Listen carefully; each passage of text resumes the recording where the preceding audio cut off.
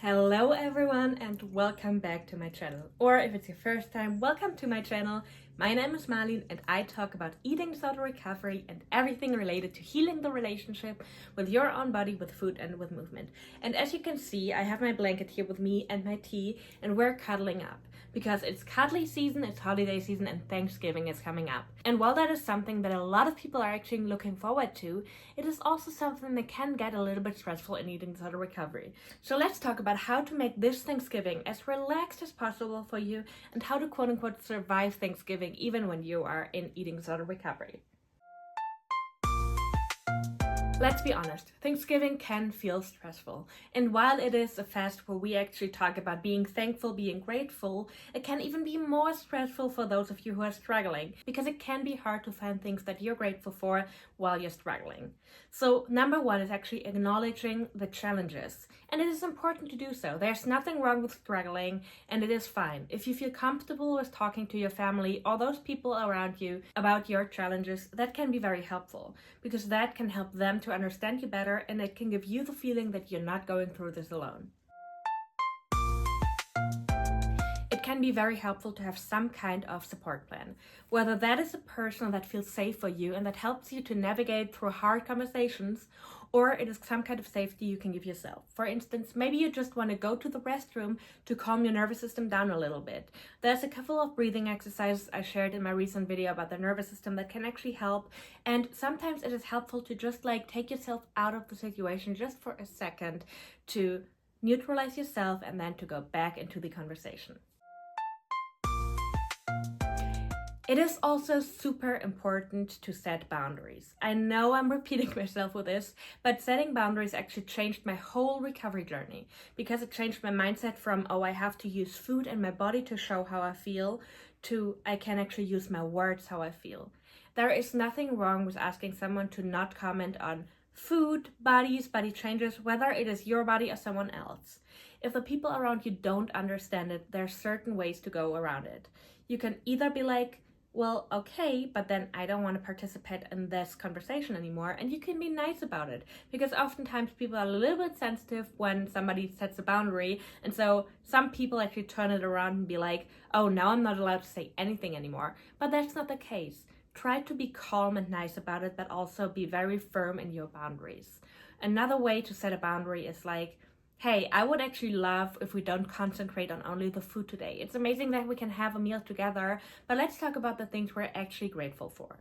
These are good examples to set a boundary, and I'm telling you right now, the more you set boundaries in your recovery journey overall, it will definitely help you to change the way you see your body and your words, and it will help you to take a new turn in your recovery journey. The next thing might be one of the most important tips I'm going to give you. Please make sure to eat normally before Thanksgiving. And what I mean by that is that there are so many people out there who try to save up calories to then be able to eat the Thanksgiving food, or also to make up for calories afterwards. But this is something we're not going to do anymore. We are in recovery in order to rewire our brain, and that also means not making up for calories and not preparing to eat. So make sure you eat normally the week before, the days before, and even the morning or lunchtime on Thanksgiving. It is really important to fuel your body, and you can still eat Thanksgiving food, but otherwise your focus will be on food and your body even more. A lot of you actually have noticed that once they start to engage in those eating disorder behaviors, everything will just circle around their body even more. So instead of making up for food or even preparing and under eating before Thanksgiving, make sure you eat enough. And my next tip is comfortable clothing. Of course, you can choose something that you still feel pretty in, but comfortable clothing is so important. You don't want to wear something super tight, because that will just create awareness about your body or will trigger negative thoughts about your body.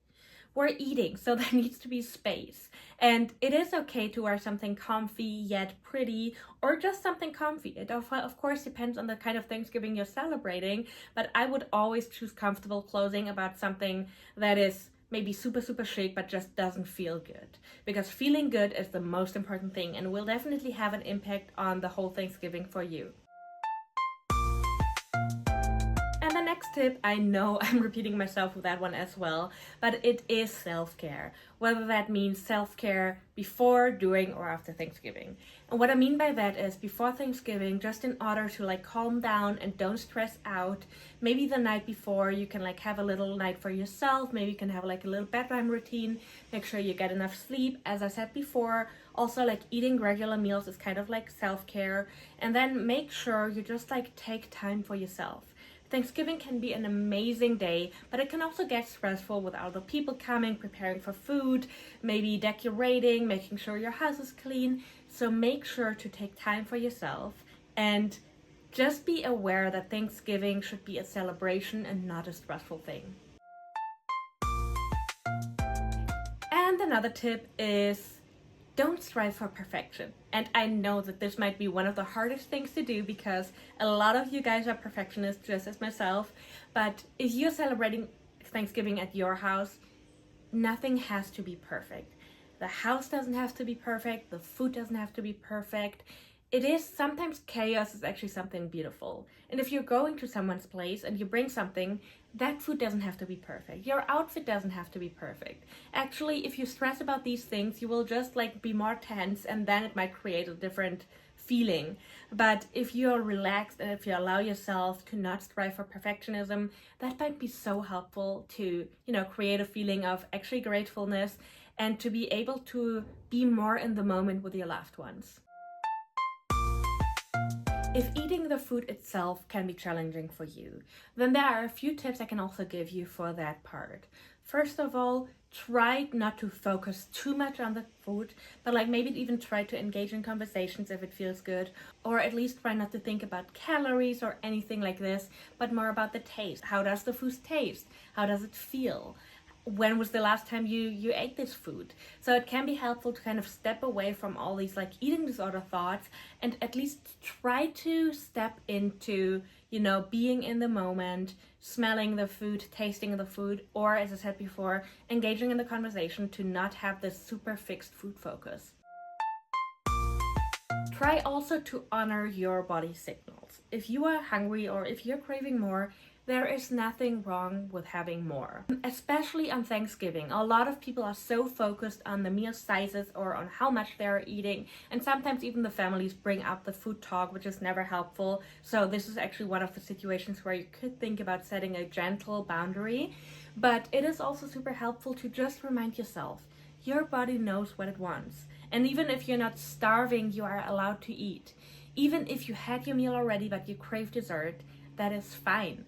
Listen to those cravings, because not listening to them will not bring you to your goal, which is full recovery and food freedom. And let's talk a little bit about family dynamics. I know that family dynamics can be a little bit stressful, especially during the holidays. So as I said before, setting boundaries can be super helpful, or sometimes also redirecting the conversation. And this is not always super easy, especially if you struggle with actually engaging in the conversation at all, but it might be something to think about. If you know your family and you know there will be certain comments, let's say about the food or anything that you don't really want to talk about, you could try to redirect the conversation, and instead of engaging in the conversation or getting mad or anything like this, be like, we have a lot of food here. Isn't that something to be grateful for? Also, let's talk about your vacation this summer or anything like this. I know it might come off a little bit weird, but it can be helpful to actually redirect the conversation. And sometimes family members actually might sense that this is not something you want to talk about, and that redirecting the conversation actually means that they can be a little bit more thoughtful about their comments. Let's talk about after the mealtime. Again, if any conversations about the food arise that make you feel uncomfortable, it is totally fine to go to the bathroom, step away from the conversation, try to redirect the conversation, or set a gentle boundary. But even if not, sometimes the feeling after eating can be a little bit challenging for people in recovery. So in order to not spiral down and get into feelings of guilt or shame or any negative feelings connected to the food, can be helpful to, for instance, go for a slow, small walk.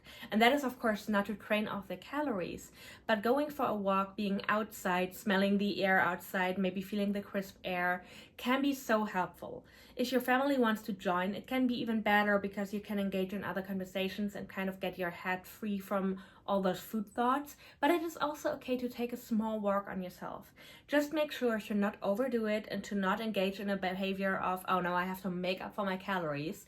But even if you don't want to go for a walk, maybe changing the room, going into another room, changing the atmosphere, set some music up. All those little changes can help the brain to like get the food focus off and concentrate on something else.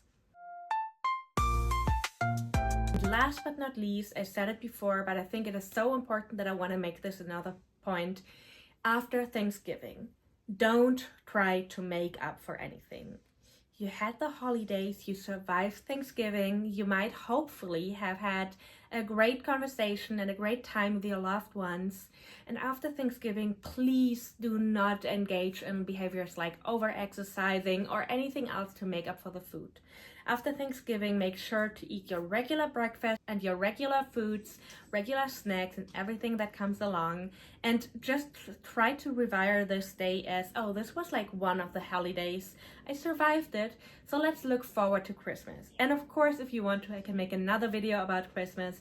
And if you have any specific questions about surviving the holidays, family dynamics, or anything else related to eating disorder recovery, let me know in the comments and I'm happy to make a video about it. And as always, don't forget to like, comment, and subscribe and share this video with anyone who might benefit from it. And I will see you in the next one.